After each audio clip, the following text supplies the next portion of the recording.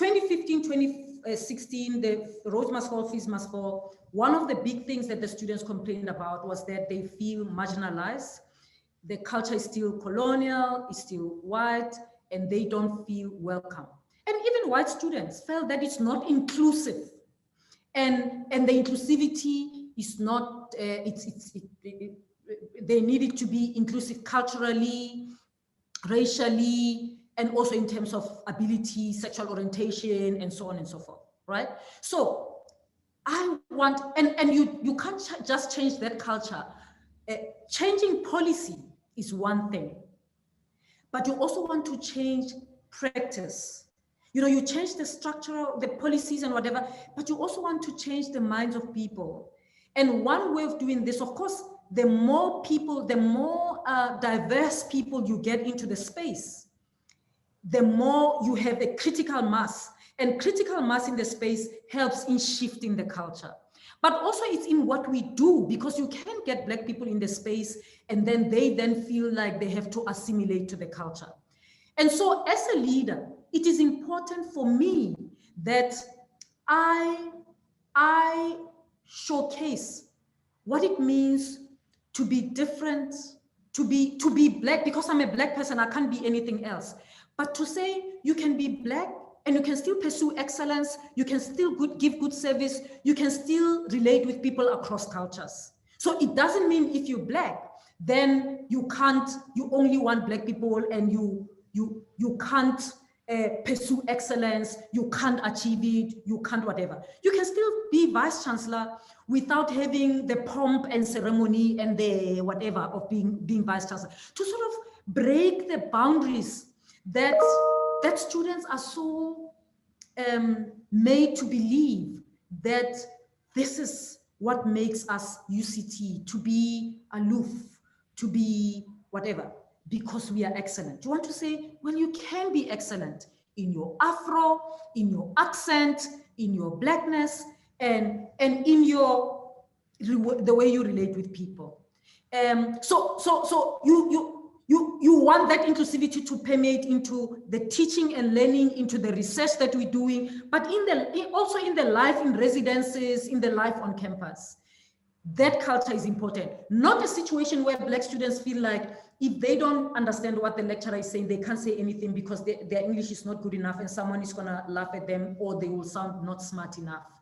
That's not what you want. Or they feel like they can't go into this space on campus because this space is meant for these people only or that people only, those kinds of people only.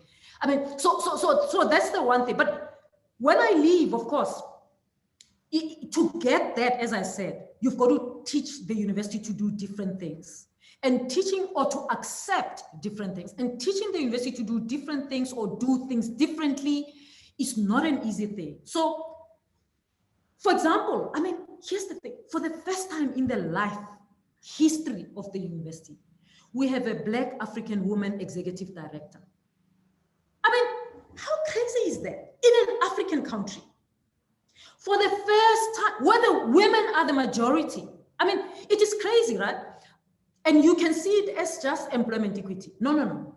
It's also teaching the university this lesson that Black African women can lead. They can be executive directors of an important department as research.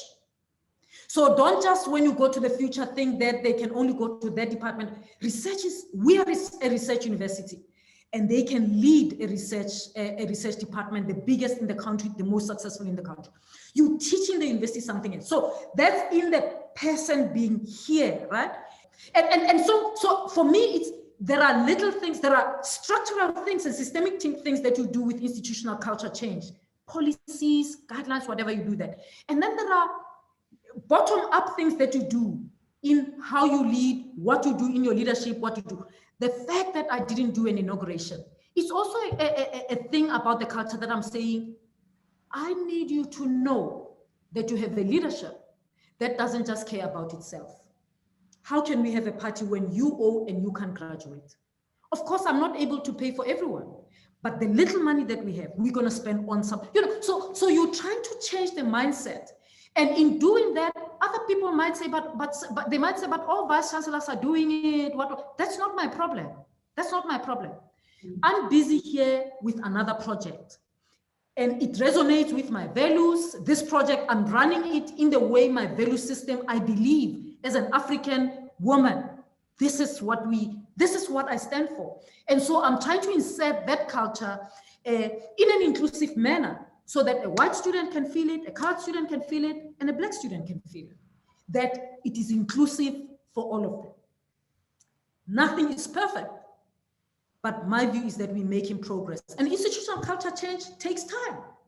But my view is that we're making a difference one step at a time.